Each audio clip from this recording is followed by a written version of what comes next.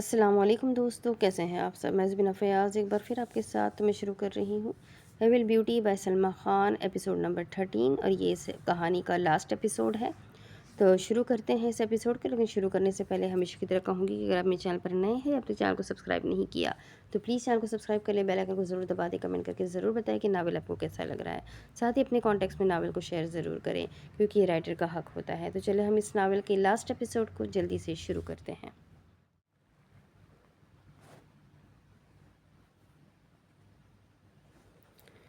شکر ہے آپ لوگ آ گئے۔ پتہ نہیں یہ سرفرا انسان کتنی دیر سے میرا سر کھا چکا ہے، اب آپ لوگ ہی سنبھالیں۔ شاہ نور کی بات پر غفران نے اسے گھور کر دیکھا، اور جیسے ہی فبیہہ کی نظر غزان پر پڑی وہ وہیں پر تھم گئی۔ غزان نے بھی اسے اتنے سالوں بعد دیکھا تھا۔ وہ بے یقینی سے فبیہہ کی طرف بڑھا تھا۔ تم ٹھیک ہو؟ کہاں تھی تم؟ تمہیں اندازہ ہے میں نے تمہیں کہاں نہیں ڈھونڈا؟ اس کی آواز میں برسوں کی تھکاوٹ تھی، اس کے ہر الفاظ سچائی پر مبنی تھے۔ احتشام نے پہلے غزان کو دیکھا، پھر فبیہہ کی سوالیہ نظروں کو سمجھتے ہوئے اسے سب بتانے لگا۔ جب میں بنگلہ دیش میں تھا تبھی مجھے سب کچھ پتہ چل گیا تھا۔ ارے اتفاقاً میری بات مایا سے ہوئی تھی، کیونکہ مایا خفیہ طور پر تمہارا پتہ لگوا رہی تھی۔ جب مجھے تمہاری حقیقت پتہ چلی تو میں نے جیل والوں سے رابطہ کیا تھا اور ان کا بتانا تھا کہ ایک لڑکی بھی مسلسل تمہیں ڈھونڈ رہی ہے، اور وہاں سے میں مایا سے ملا۔ اس نے مجھے سب کچھ بتایا، اور پھر ہمارا یہی منصوبہ تھا کہ ہم پاکستان آ کر سب کچھ سامنے لائیں گے۔ غزان نے شکریہ والے انداز میں احتشام کو دیکھا تھا۔ اور ایک اور خبر ہے، احتشام نے پرسکون ہوتے صوفے پر بیٹھتے ہوئے کہا، جس عورت کا نام تمہیں دیا گیا تھا وہ عورت اب زندہ نہیں ہے۔ کیا مطلب؟ فبیہہ حیران ہوئی تھی۔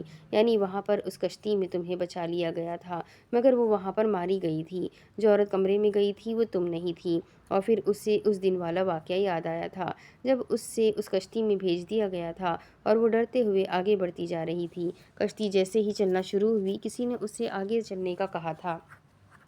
وہ ماسک میں ملبوس ایک شخص تھا، لیکن اس کی نسوانیت سے یہ صاف طور پر پتہ لگ سکتا تھا کہ وہ لڑکی ہے۔ اور جیسے ہی کشتی آگے پہنچی کسی نے اسے دھکا دیا اور وہ پانی میں گر گئی۔ اس کے آگے کیا ہوا وہ کچھ نہیں جانتی تھی۔ جب اس کی آنکھ کھلی تو وہ احتشام کے گھر پر موجود تھی۔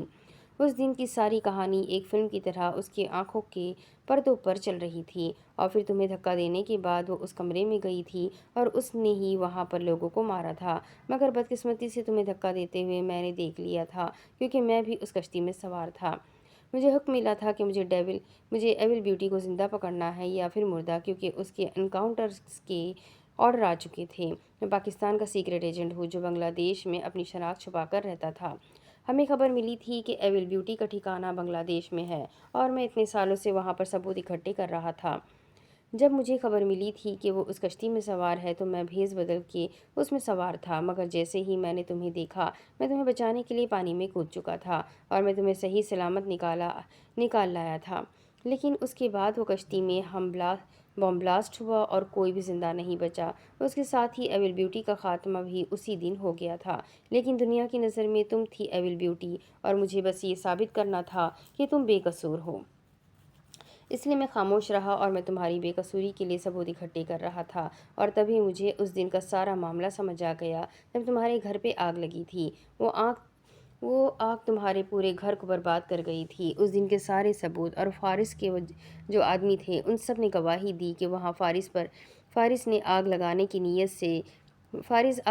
نیت سے گیا تھا، مگر خود اس میں جل کر خاک ہو گیا۔ یہ ساری بات آفیسر حمدان اچھے سے جانتا تھا، کیونکہ وہ فارس کا دور کا کزن تھا، لیکن وہ خاموش رہا اور اس نے حیدر کی آنکھوں پر یقین کی پٹی باندھ دی کہ فبیہہ تم نے سب کو مار ڈالا، اور وہ بیوقوف کان کا کچا ہر بات کا یقین کرتا گیا۔ مگر حقیقت تو اب اس کے سامنے بھی آ چکی ہے، کیونکہ سارے ثبوت اور ساری ریکارڈنگ سب کچھ میں اس کے گھر بھی بھیج چکا ہوں، اور پولیس کو بھی ساری چیزیں پتہ چل چکی ہے۔ اور اب بات رہی بلیک مانسٹر کی، جس نے تمہیں یہ سب کچھ کرنے کے لیے کہا تھا، تو جیل میں آگ لگی تھی، جس آگ میں وہ جل کر راکھ ہو چکا ہے۔ سب کو پتہ ہے یہ آگ کسی نے لگائی ہے، کیونکہ اس نے اپنے بھی کافی دشمن بنا لیے تھے، اور وہ تو اسی امید پر تھے کہ کب جان چھوٹے، اور اس آگ میں جل کر وہ بھی راکھ ہو چکا تھا۔ ساری بات کا خلاصہ یہ ہوا کہ تم بے قصور ثابت ہو چکی ہو۔ تم نے کچھ بھی نہیں کیا اور تم بالکل بے قصور ہو، اور آج مایا کو کہہ کر میں نے غزان کو ساری حقیقت بتا دی ہے، اور وہ یہاں پر تمہارے سامنے موجود ہے۔ تو فبیہہ فاروقی بالآخر آپ بے قصور ثابت ہو چکی ہے۔ اور وہ یہ ساری باتیں سن کر ہکا بکا کھڑی رہی۔ وہ جو خود کو ابھی تک مجرم سمجھ رہی تھی، وہ نہیں جانتی تھی کہ سامنے کھڑا شخص کب سے اسے بے قصور ثابت کرنے پر تلا ہوا ہے۔ اور بالآخر جو بات وہ اتنے سالوں میں لوگوں کو نہیں بتا پائی، اس شخص نے سب کو بتا دی تھی، اور وہ آج باعزت طور پر سرخرو ہو گئی تھی۔ احتشام اس کی آواز میں دکھ زیادہ تھا۔ آپ کا بہت شکریہ۔ مجھے نہیں پتا کہ میں آپ کا شکریہ کیسے ادا کروں، مگر آپ نے میرے لیے جو کیا ہے وہ بہت ہے۔ اگر آپ اس دن مجھے نہ بچاتے تو میں ماری جاتی، لیکن نہ صرف آپ نے میری جان بچائی بلکہ آپ نے مجھے بے قصور بھی ثابت کیا۔ آپ کا بہت شکریہ۔ مجھے نہیں سمجھ آ رہا کہ میں کیا کہوں۔ وہ شکر کے سجدے میں گر گئی تھی۔ اتنی سالوں کی تکلیف سے اس شخص نے اسے رہائی دے دی تھی۔ اور غزان، آپ کا بہت شکریہ۔ آپ نے بھی میرے لیے کچھ کم نہیں کیا۔ مجھے نہیں سمجھ آ رہا میں آپ لوگوں کا شکریہ کیسے ادا کروں۔ مشکل وقت میں غزان، آپ نے میرا بہت ساتھ دیا تھا۔ جب میرے ساتھ کوئی بھی نہیں کھڑا تھا تب آپ میرے ساتھ تھے۔ وہ خوشی کے مارے ان دونوں کو دیکھ رہی تھی۔ چلو بھائی، اگر آپ لوگوں کی باتیں ختم ہو گئی ہو تو کچھ کھا لیں، کیونکہ میں کھانا کھانے ہی لگی تھی، مگر یہ بن بلائے مہمان تشریف لے آئے۔ اس ایموشنل سین کو شاہ نور کی بات نہیں ختم کیا تھا۔ کیا مطلب؟ کیا آپ کے کان نہیں ہیں؟ ابھی احتشام نے کہا تھا کہ اس نے خود مجھے بلایا ہے، تو میں بن بلایا مہمان کیسے ہوا؟ غزان کو گویا افسوس ہوا تھا۔ وہ جس کی جھلک کے لیے لوگ انتظار کرتے ہیں، یہ لڑکی اس کی عزت افزائی کر رہی تھی۔ اب وہ تو جیسے جس کی سوچ کیا ہی کر سکتے ہیں ہم۔ وہ شاہ نے اچکا کر بولی تو وہ بس اسے گھورتا ہی رہ گیا۔ پوری آفت ہے یہ۔ او ہیلو مسٹر، اگر میرے بارے میں کوئی کمنٹ پاس کیا تو یاد رکھیے گا میں بھی چپ رہنے والوں میں سے نہیں ہوں۔ اچھا، تو اتنی دیر سے آپ بڑی خاموش تھی، جب سے آیا ہوں تب سے بولے ہی تو جا رہی ہیں آپ۔ ہاں تو میرا گھر ہے، میں تو بولوں گی، کیا کریں گے آپ؟ وہ بھی غصے میں آ گئی تھی۔ ابھی ان دونوں کی باتیں یوں ہی چل رہی تھی جب داخلی دروازے سے کچھ وجود داخل ہوئے، اور یہ اگلی خوشی کی خبر تھی جو ان سب کو ملی تھی۔ نبیہہ۔ فبیہہ بے یقینی سے اپنی بہن کو دیکھ رہی تھی۔ بے یقین تو نبیہہ بھی تھی۔ اسے تو حیدر یہ کہہ کر یہاں پر لایا تھا کہ مجھے تمہیں کچھ دکھانا ہے۔ وہ جو اتنے عرصے سے اس سے نفرت کا دعویٰ کر رہی تھی، نہ چاہتے ہوئے بھی اس کے ساتھ چلی آئی، اور یہاں کا منظر دیکھ کر تو وہ حیران ہی رہ گئی۔ چلو بھائی، آج تو کھانا گیا، شاہ نور نے ٹیبل پر رکھے کھانے کو افسوس سے دیکھتے ہوئے کہا تھا، اور اس کے ان افسوس بھری نظروں پر غزان کھل کر مسکرایا۔ ابھی تو صبر کرو، سین کو اور لمبا کھینچا ہوں غزان، اب کھینچتا ہوں۔ غزان اپنا کہہ کر ضبط کرتے ہوئے دل ہی دل میں سوچ رہا تھا، آپ زندہ ہے یا یہ میرا کوئی خواب ہے؟ نبیہہ بے یقینی سے فبیہہ کے چہرے کو اپنے ہاتھوں کے پیالوں میں لیتے ہوئے بے یقینی سے کہہ رہی تھی، صبر کرو، یہ کیسے ہو سکتا ہے؟ اس آگ میں تو سب لوگ جل گئے تھے، لیکن تم زندہ؟ وہ خود بھی حیران تھی۔ پھر اس کی نظر نبیہہ کے پیچھے کھڑے حیدر پر پڑی، جو اپنی نظریں جھکائے کھڑا ہوا تھا، جیسے زمین میں گڑا جا رہا ہو۔ نبیہہ نے جب سب کو حقیقت بتائی تو بے اختیار فبیہہ نے اللہ کا شکر ادا کیا تھا، اور جب نکاح کا بتایا تو سب نے بے یقینی سے حیدر کو دیکھا تھا۔ حیدر اپنی ہمت جمع کرتے ہوئے آگے بڑھ گیا اور فبیہہ کے سامنے کھڑا ہو گیا۔ مجھے معاف کر دو، میری غلطی ہے، میری وجہ سے تم نے اپنے سب پیاروں کو کھو دیا۔ مجھے نہیں سمجھ آ رہا کہ میں تمہارے سامنے کھڑا ہو کر کیا کہوں۔ مجھے پتا ہے میں معافی کے قابل نہیں ہوں، لیکن کوشش کرو کہ مجھے معاف کر دو۔ اتنا عرصہ میں ضمیر کے بوجھ کے نیچے دبا رہا ہوں، اب مجھ سے برداشت نہیں ہوگا، خدا کے لیے مجھے معاف کر دو۔ حیدر کا بس نہیں چل رہا تھا کہ وہ اس کے پیروں میں بیٹھ جائے۔ فبیہہ نے اپنی بھیگی نظریں اٹھا کر اپنی بہن نبیہہ کو دیکھا تھا۔ وہ اپنی بہن کے لیے بہت خوش تھی، اور پھر اپنی بہن کی خاطر اس نے اس شخص کو معاف کر دیا تھا، کیونکہ ویسے بھی اب اس کے دل میں اس شخص کے لیے کوئی جذبات نہیں تھے، اور وہ اس کی بہن کا شوہر تھا، اس کے لیے قابل احترام تھا۔ اور کچھ یہی جذبات حیدر کے دل میں بھی تھے، نہ چاہتے ہوئے بھی وہ نبیہہ کو پسند کرنے لگا تھا۔ شاید نکاح میں اور ایک پاک رشتے میں ایسی کوشش ہوتی ہے جو انسان کو ایک دوسرے کی طرف کھینچتی ہے۔ وہ جانتا تھا کہ اس کے اور نبیہہ کے رشتے میں جو بھی دراریں ہیں وہ اتنی جلدی پر نہیں ہو سکتی، مگر وہ پوری کوشش کر رہا تھا کہ سب کچھ ٹھیک ہو جائے، اور وقت زخموں پر مرہم لگا دیتا ہے۔ وہاں پر موجود سب لوگ خوش تھے، کیونکہ بالآخر سب کی زندگی معمول پر آ گئی تھی، اور پھر سب کو شاہ نور پر ترس آ گیا تھا۔ جب وہ رونے جیسا چہرہ بنا کر کھانے کو دیکھ رہی تھی، تب سب لوگ باتیں چھوڑ کر کھانے کی طرف متوجہ ہوئے تھے۔ تب جان بوجھ کر پلیٹ میں جو آخری بوٹی بچی تھی شاہ نور لینے کے لیے جیسے ہی ہاتھ بڑھانے لگی، غزان نے پہلے ہی وہ بوٹی اپنی پلیٹ میں رکھ دی تھی، اور وہ بے یقینی سے اسے دیکھ رہی تھی، جس نے آتے ہی پتہ نہیں کتنے حق سے اس سے چھین لیے تھے۔ یہ میری تھی کیا واقعی میں؟ لیکن یہ تو مرغی کی ہے۔ میں نے کہا کہ یہ مجھے کھانی تھی۔ اس نے جھنجھلاتے ہوئے کہا تو وہ پہلے حیرت سے اور پھر مصنوعی حیرانگی سے اسے دیکھنے لگا۔ اور واقعی میں لیکن مجھے تو یہ بہت اچھی لگ رہی ہے، کتنی پیاری ہے، اس لیے میں نے اپنے پیٹ میں رکھ لی۔ امید ہے آپ کو برا نہیں لگا ہوگا شاہنور صاحبہ، اس نے صاحبہ پر زور دیتے ہوئے کہا تھا۔ دیکھ لوں گی۔ وہ غصے سے اسے دیکھ رہی تھی۔ فبیہا، میرے ماں باپ بھی تم سے شرمندہ ہے۔ انہوں نے بھی تم سے معافی مانگی ہے اور وہ لوگ تم سے ملنے بھی آئیں گے۔ امید ہے تم انہیں معاف کر دو گی۔ حیدر جاتے ہوئے فبیہا کو دیکھ کر کہنا نہیں بھولا تھا، میں صرف ایک شرط پر آپ سب کو معاف کروں گی۔ کیسی شرط؟ اس نے تجسس سے پوچھا تھا۔ میری بہن کو ہمیشہ اپنے خوش رکھنا ہے اور اسے کوئی تکلیف نہیں دینی ہے، اس نے مسکراتے ہوئے کہا تو حیدر نے اس بات میں سر ہلایا اور پھر ایک آخری نظر سب پر ڈال کر وہ اور نبیہا اپنے گھر کو روانہ ہو چکے تھے، اس یقین پر کہ جو وقت گزر گیا اسے بھول کر وہ ایک اچھی زندگی کی شروعات کریں گے۔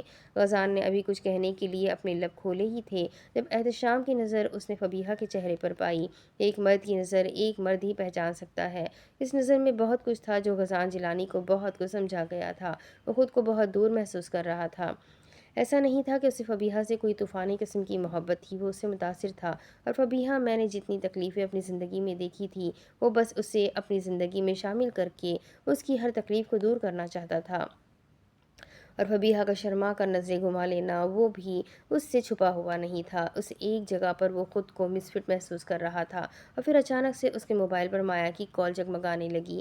وہ معذرت کرتے ہوئے اب وہاں سے جانے کے لیے اٹھ چکا تھا۔ فبیہا نے اس کا شکریہ ادا کیا تھا اور وہ پھر آخری نظر ان پر ڈال کر وہاں سے رخصت ہو گیا تھا۔ دل کی بات دل میں ہی رکھ کر وہ وہاں سے رخصت ہو چکا تھا۔ کچھ باتیں نہ بتانا ہی بہتر ہے، اگر بتا دے تو خسارے کے علاوہ کچھ ہاتھ نہیں آتا۔ یہ بات غزان جیلانی سمجھ چکا تھا اور وہ فبیہا فاروقی کے لیے اپنی پسندیدگی اپنے دل کے اسی کونے میں بند کر کے آگے کا سفر طے کر چکا تھا۔ اور شاید اس کے سفر کا اختتام بہت جلدی ہونے بھی والا تھا، کیونکہ کوئی تھی جو اس سے بے پناہ محبت کرتی تھی، جو اس کے لیے انتظار کر رہی تھی۔ ہمارا اللہ تڑپتے دلوں کی پکار ضرور سنتا ہے، اور شاید مایا کے دل کی تڑپ مکمل ہونے والی تھی کہ اسے غزان جیلانی ملنے والا تھا۔ مگر ہر چیز کا وقت ہوتا ہے، شاید ان دونوں کے ایک ہونے میں بھی کچھ وقت تھا۔ شاہنور پہلے ہی کمرے میں چلی گئی تھی کیونکہ اس کی امی بھی کچھ دیر بعد آ گئی تھی اور انہوں نے بھی سب سے معذرت کر کے آرام کے لیے اپنے کمرے کی طرف بڑھ گئی تھی۔ شاہنور نے پلٹتے ہوئے احتشام کو دیکھا تھا اور ایک دل سے مسکراہٹ اس کی طرف اس کے چہرے پر آئی تھی۔ اس کے دل سے بس یہی دعا نکلی تھی کہ یہ دونوں ہمیشہ خوش رہے۔ جب سب چلے گئے تو اس کمرے میں بس وہ دونوں تنہا رہ گئے۔ فبیہا کے ہاتھوں میں پسینہ آ رہا تھا، وہ اپنے ہاتھ مروڑ رہی تھی جیسے بہت کنفیوز محسوس کر رہی ہو، اور احتشام بھی گہری نظر سے اسے ہی دیکھ رہا تھا۔ اور پھر ہمت جما کر کے بالآخر فبیہا نے پوچھ لیا، آپ نے یہ سب کچھ کیوں کیا؟ اس نے سوال میں تجسس تھا۔ کیا کیا میں نے؟ مجھے بچانا، میری بے قصوری ثابت کرنا، یہ سب کچھ کیا تھا؟ اس کی اس بات پر احتشام نے ایک لمبی سانس خارج کی اور پھر اپنا ہی جواب دوبارہ دہرایا۔ اگر تمہیں یاد ہو میں نے تم سے پہلے ہی کہا تھا جب ہماری پہلی ملاقات اس دروازے پر ہوئی تھی کہ میں نے خود کو بچایا ہے، تمہیں نہیں۔ جب تمہیں وہاں پہ دھکا دیا جا رہا تھا تو پتہ نہیں کیوں مجھے انجانی سی بے چینی محسوس ہوئی، جیسے بہت قیمتی چیز مجھ سے دور جا رہی ہے، اور پھر میں نے کچھ بھی نہیں دیکھا اور تمہیں بچانے کے لیے میں پانی میں کود گیا۔ لیکن پھر وہاں پر تمہیں لے جانا، اور پھر جب میں وہاں سے گیا تو ہر وقت میرے ذہن پر صرف تم سوار رہتی تھی، صرف تمہارا چہرہ، تمہاری وہ آخری نظر جو تم ایول بیوٹی کو دیکھتے ہوئے منت بھری نظروں سے ادھر ادھر دیکھ رہی تھی کہ شاید کوئی تمہیں بچا لے، اور بس اس تڑپ نے ہی مجھے تمہاری طرف مائل کیا تھا، اور پھر مجھے کب تم سے محبت ہو گئی مجھے خود بھی نہیں پتا۔ لیکن احتشام افندی کے لیے تم بہت خاص ہو، ہر چیز، ہر انسان، حتیٰ کہ دنیا سے بھی تم میرے لیے ضروری ہو۔ مجھے نہیں پتا کہ میں تمہارے لیے ٹھیک ہوں یا نہیں، لیکن میں چاہتا ہوں کہ جب اتنا سفر ہم لوگوں نے ساتھ طے کیا ہے، آگے کا سفر بھی ہم ساتھ رہے۔ وہ اپنا ہاتھ فبیہا کی طرف بڑھا چکا تھا۔ فبیہا تو اس کے اعتراف میں محبت پر شرماتی رہ گئی۔ اس کے اندر بھی تو بہت کچھ تھا، لیکن وہ بس اس ڈر سے اسے نہیں بتا رہی تھی کہ پتہ نہیں وہ کیا سوچے، اور آج جب اس نے خود ہی اقرار کر دیا تھا تو وہ کیسے انکار کر سکتی تھی۔ زندگی بھر آپ کو تنگ کروں گی، قبول ہے آپ کو؟ اگر تم زندگی بھر میرے ساتھ رہو تو تمہارا یہ تنگ کرنا بھی 1000 بار قبول ہے ہونے والی بیگم صاحبہ، اور اس کے ہونے والی بیگم صاحبہ کہنے پر وہ شرماتی اپنا ہاتھ چھڑوا کر کمرے کی طرف بڑھ گئی تھی اور وہ پیچھے سے اسے مسکراتا دیکھتا رہا۔ شاید سب کی محبت کا کچھ یوں ہی اختتام ہونا تھا۔ قسمت نے کیا ہی عجیب کھیل کھیلا تھا۔ ایک لڑکی جیسے سب لوگ ایک آتے سمجھ رہے تھے، وہ بے قصور نکلی، اور اس کی زندگی کیسے بدل گئی۔ اس کی زندگی میں احتشام آیا جس نے اس کو بے قصور ثابت کرنے کے لیے اپنی پوری کوشش کر دی، اور پھر بالآخر اس نے اس کی محبت جیت لی۔ شاید یہی اختتام ہونا تھا فبیہہ فاروقی اور احتشام افندی کی کہانی کا۔ ختم شد۔ تو یہ ناول یہی ختم ہوتا ہے الحمدللہ۔ یہ ناول پورا مکمل ہو چکا ہے۔ تو آپ لوگوں کو کیسا لگا کمنٹ کر کے ضرور بتائیے گا۔ رائٹر نے بہت محنت کی ہے اس پر، ان کی طبیعت بیچ میں اس دوران خراب بھی رہی ہے ماشاءاللہ سے، لیکن پھر بھی انہوں نے اس ناول کو کمپلیٹ کیا۔ بہت شکریہ سلمیٰ خان کا بھی۔ اور آپ سب کو ناول کیسا لگا ضرور بتائیے، اپنے کانٹیکٹ میں شیئر ضرور کریں۔ ملتے ہیں ایک اور نئے ناول کے ساتھ، تب تک کے لیے اپنا خوب سارا خیال رکھیں، مجھے بھی دعاؤں میں یاد رکھیں۔ اللہ حافظ۔